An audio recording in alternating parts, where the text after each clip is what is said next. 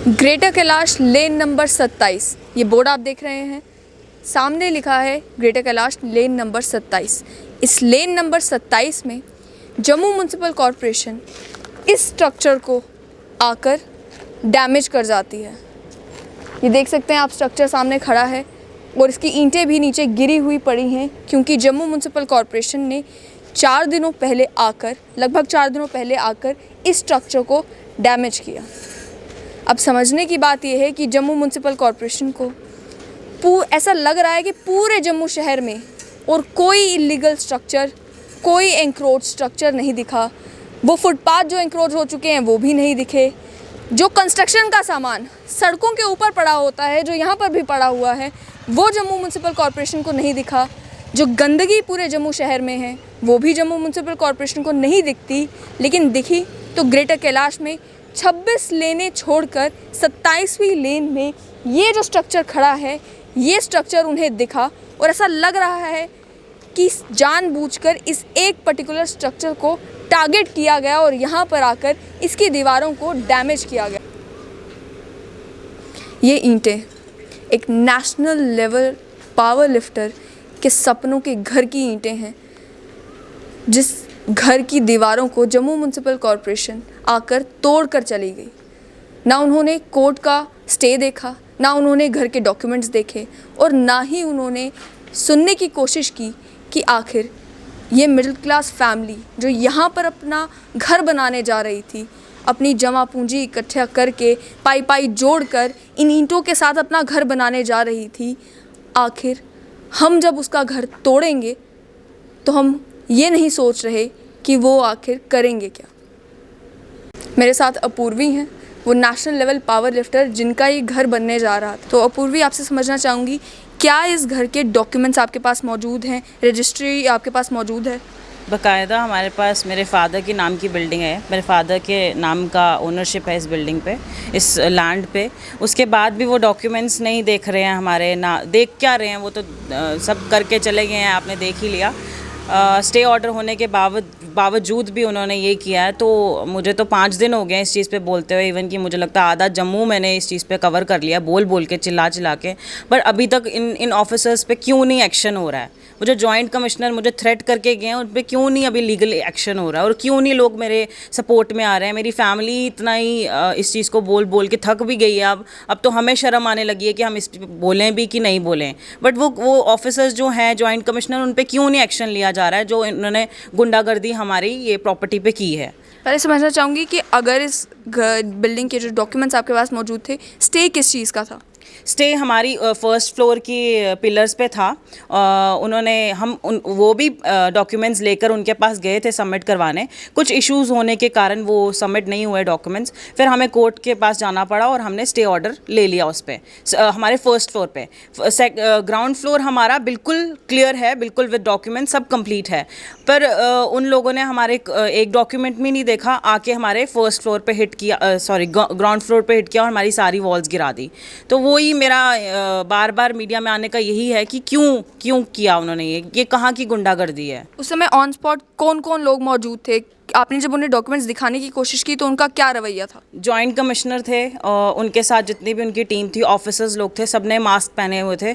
मैं एक तो मुझे बाय फेस याद है, वो वज़ीर इंस्पेक्टर करके हैं, मुझे पूरा नाम नहीं पता, वज़ीर उनका लास्ट नेम है, एक वो थे। और उनके बहुत सारे ऑफिसर्स आए थे, तो वो हमें डॉक्यूमेंट्स शो करने नहीं, इवन कि वो जॉइंट कमिश्नर तक पहुँचने भी नहीं दे रहे थे।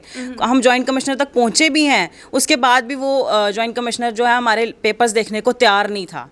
तो वो क्यों? कहाँ की गुंडागर्दी है? तो पुलिस से आपने बात करने की कोशिश की? पुलिस उस टाइम यहाँ पे थी नहीं, हमें तो अपनी बिल्डिंग बचानी थी ना। वो तो हमारे पिलर हिट करने की कोशिश कर रहे थे, तो हमने बड़ी मुश्किल से अपने पिलर भी बचाए। अगर ये पिलर ही तोड़ के चले जाते तो फिर तो हम बिल्कुल ही ख़त्म ही थे ना, वो बिल्कुल ही डैमेज अगर ये करके चले जाते। तो अभी थोड़ा बहुत जो हमारा जो लॉस हुआ है, जो हम बच गए हैं थोड़ा बहुत, पता नहीं वो कैसे बच गए हैं। तो मेरा ये है कि जो लॉस हमारा हुआ है, हमें इसका क्लेम चाहिए, जितना भी हुआ है हमें क्लेम चाहिए भाई। कितने सालों से आप ये कंस्ट्रक्शन करने की कोशिश कर रहे हैं? 2011 में ये कंस्ट्रक्शन स्टार्ट हुई थी और आज 2020 है, 2020 चल रहा है, तो आप खुद हिसाब लगा लें और मीडिया और हमारी जो लोकल लोग हैं वो भी हिसाब लगा लें कि 2011 से 2020 तक हमने कितनी इसमें थोड़ी इन्वेस्टमेंट की है और ये इतना स्ट्रक्चर हम खड़ा कर पाए हैं। और अभी भी इतने भी हमारे पास पैसे नहीं थे कि हम इसको पार्टीशन देके अपना घर भी बना पाएँ, पर फिर भी आप देखो ये जो तोड़ के चले गए हैं, तो अब मैं किससे जवाब लूँ? और मेरी तो यही है कि जो देख रहे हैं मुझे, तो वो सामने आए, मेरे सपोर्ट में बोलें। क्यों नहीं बोल रहे हैं? आपको थ्रेट भी दी उन्होंने, किसने आपको थ्रेट दी और क्या थ्रेट दी आपको और आपकी फैमिली? मेरे को थ्रेट जॉइंट कमिश्नर से मिला है कि अगर मैं मीडिया में आती हूँ, इस चीज़ को हाईलाइट करती हूँ, तो वो मैं रिस्पॉन्सिबल होंगी फिर इस चीज़ की, अगर मेरी बिल्डिंग पे कोई और लॉस होता है रातों रात। ये उनके स्टेटमेंट्स थे। और मेरे ब्रदर को थ्रेट दिया है कि तुम्हारा करियर ख़राब कर देंगे हम, इस तरीके से। मेरी मदर को इन्होंने पुश किया कह के ये चीज़ कि अगर ये लड़की मीडिया में आती है मेरे लिए, तो फिर आप ही रिस्पॉन्सिबल हैं इस चीज़ के लिए।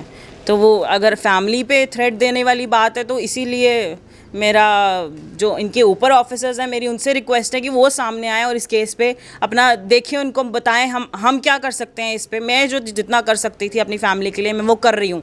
और अगर और बहुत सारे, मैं आपको बता दूँ आज कि बहुत सारे लोग आ भी रहे हैं हमें धमकाने के लिए इनडायरेक्ट वे में कि चुप हो जाओ, मीडिया में मत जाओ। तो वो क्यों आ रहे हैं? तो मेरा तो उनसे यही मैसेज है कि अगर आपको लगता है कि मैं चुप हो जाऊंगी, तो ये गलत फहमी अपने दिमाग से निकाल दें। मैं चुप नहीं होंगी, क्योंकि हमारा इल्लीगल बेसिस पे ये ग्राउंड फ्लोर टूटा है। मेरे को इसका क्लेम चाहिए। 2011 से लेके तब तक, जब तक ये पूरा इंसिडेंट हुआ, उससे पहले कोई भी किसी तरह का मसला बना? जेएमसी के कोई कर्मचारी आपके पास आए, कोई भी उन्होंने कहा कि ये इलीगल बन रहा है या इसमें कोई प्रॉब्लम है? नहीं, कोई भी नहीं। हमारे डॉक्यूमेंट्स क्लियर हैं, सब क्लियर हैं, सब हमारे पास। कोई अगर कोई आता भी है सामने से कि डॉक्यूमेंट्स हम देखें, तो हम दिखाने को तैयार हैं। आज की डेट में भी दिखाने को तैयार है और तब भी दिखाने को तैयार थे। तो हमारा तब तक कोई इनके साथ कुछ नहीं था। और जब हमने ये ऊपर फर्स्ट फ्लोर बनाना शुरू किया, उसके बाद हम गए भी थे जीएमसी। ऐसा नहीं है कि अब इतने अनपढ़ हैं कि हम वहाँ तक पहुँचे नहीं।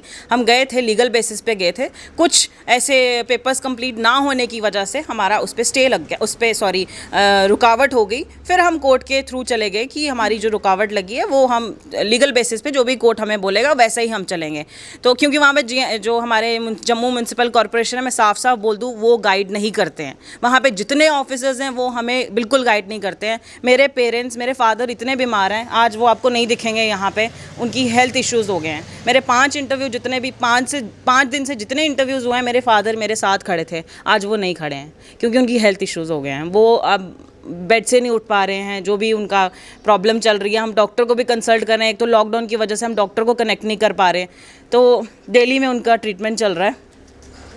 तो मेरे तो बड़े ऑफिसर्स जो हमारे हैं, रिस्पेक्टेड एलजी सर हैं, उनसे भी मैं रिक्वेस्ट करती हूँ कि वो आए सामने इस चीज़ को वर्क करें, इस चीज़ पे वर्क करें और हमें गाइड करें कि मेरे को कैसे इस चीज़ पे और मैं काम कर सकती हूँ और मैं इसका कैसे क्लेम ले सकती हूँ। जो यहाँ के कॉर्पोरेटर हैं, क्या वो आपके पास आए, उन्होंने कोई मदद करने की कोशिश की? मुझे तो हंसी आ रही है ये बात सुन के कि कॉर्पोरेटर साहब अभी तक नहीं पहुँचे हैं। मैं इसके ऊपर क्या बोलूँ? इतना ही स्टेटमेंट दूंगी कि कोई नहीं आया है। सिर्फ मेरी फैमिली के 4 लोग, मेरी मदर, मेरे फादर, मेरे ब्रदर और मैं, बस। और कोई भी नहीं आ रहा है सामने। इवन कि हमारे मोहल्ले के जो वेलफेयर हमारे ग्रुप्स हैं व्हाट्सएप में, बाकायदा लेन्स के ग्रुप्स हैं, कोई नहीं आया सोसाइटी से। क्यों नहीं आया है पता नहीं। या मे बी हो सकता है कि ये सारे लोग इन्वॉल्व हो सकते हैं, या वो अब क्या ये लोकतंत्र है या हम ऑटोक्रेसी की ओर बढ़ते जा रहे हैं? ना ही कोर्ट ऑर्डर, ना ही डॉक्यूमेंट्स, कोई भी चीज़ मायने नहीं रखती है उन बाबू लोगों के लिए जो एक पल भी नहीं सोचते किसी का घर तोड़ने से पहले। जब हम बात करते हैं कोर्ट की, तो अक्सर ये माना जाता है कि कोर्ट के ऑर्डर से सरकार घबराती है, लेकिन यहाँ तो ऐसा लगता है कि इस गुंडा राज में, इस बाबूशाही में, बाबुओं को डर किसी भी चीज़ का